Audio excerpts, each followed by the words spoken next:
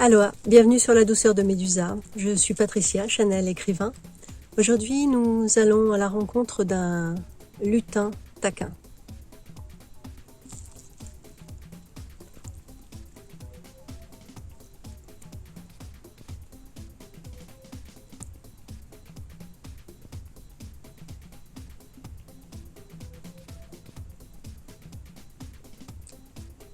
Sur les chemins et hors des chemins.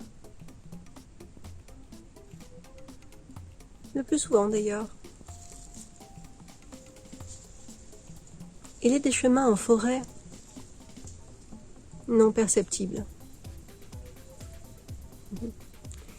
Et ceux qui sont perçus de vous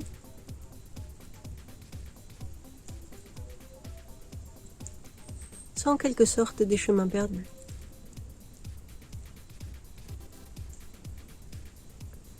Plus vous allez dans vos chemins connus, pour l'impression que vous en avez, plus vous vous perdez. Moins vous explorez la vastitude de ce qui est. Pas de ce qui est extérieurement, même si cela se présente de cette manière, mais de ce que vous êtes réellement.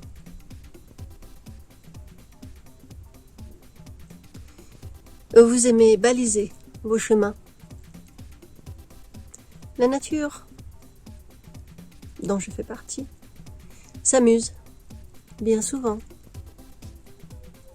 à vous courber des branches, vous donner l'illusion d'un chemin envahi par la nature. C'est le mot que vous aimez utiliser. Envahi par la nature. Quelle beauté. Laissez-vous envahir par cette nature. Votre nature que vous aimez baliser, c'est-à-dire vous mettez toujours les pieds dans les mêmes chaussures. Malgré certains points durs rencontrés dans ces fameuses chaussures, vous avez un panel de phrases. La chaussure va se prêter à mon pied. Et si c'était le pied qui savait, plutôt que la tête?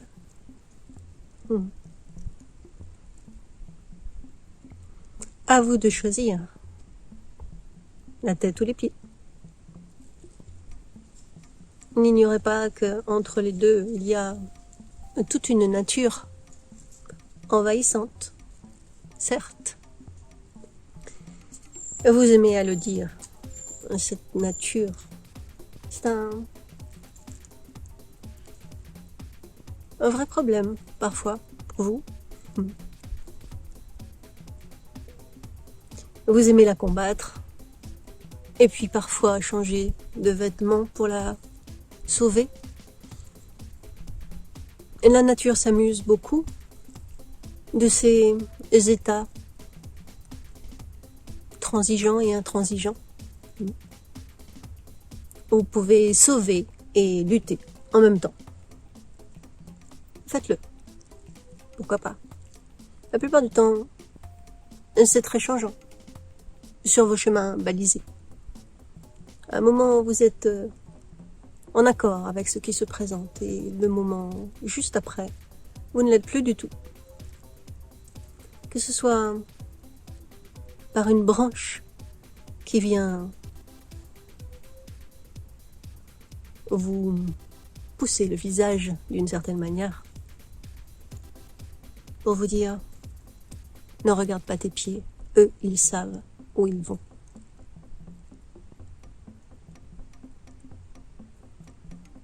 Utiliser vos yeux est une bonne idée, mais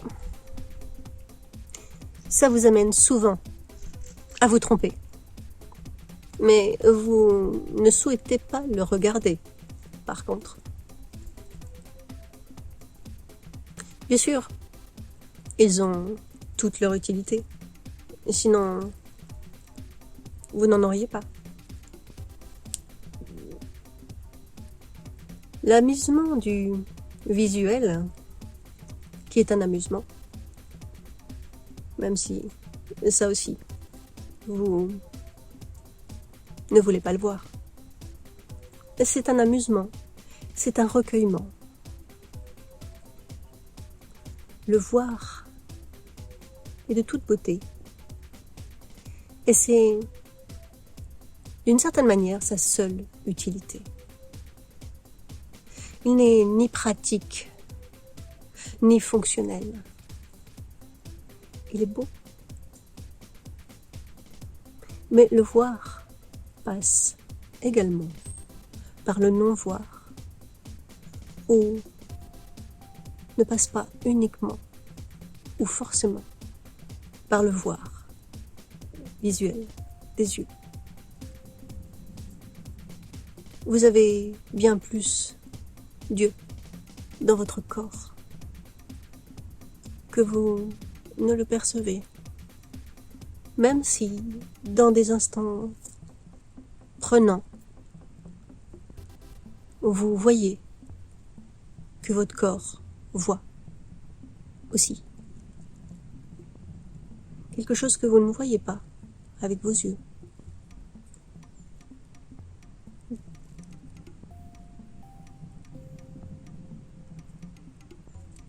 Voir le soleil et oublier de voir le soleil. La lumière, ce qui vous permet d'exposer, de vous exposer, de vous représenter, d'être dans la représentation, d'être un représentant de l'existant.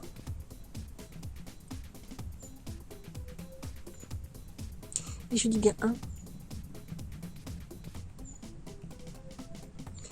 parce que de la représentation, il y en a énormément, même dans ce que vous avez choisi, accepté et nourri de ne pas regarder.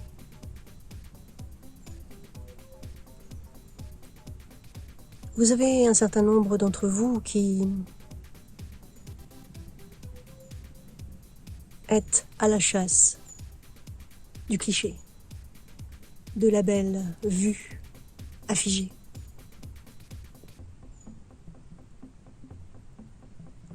Vous pourriez tous être à la recherche de ce cliché, de cette étincelle visuelle, où que vous soyez. Tout a été modelé selon des idées, vos idées. Et tout est beau, tout est à regarder. Est-ce que tout est à garder? C'est un autre sujet. Mais, de toute façon, ce que vous ne regardez pas existe, ce que vous ne voyez pas existe, ce que vous pensez ne pas exister existe. Et il n'y a pas l'éternité pour le regarder. Vous n'avez pas l'éternité pour le regarder. C'est un instantané, ce cliché.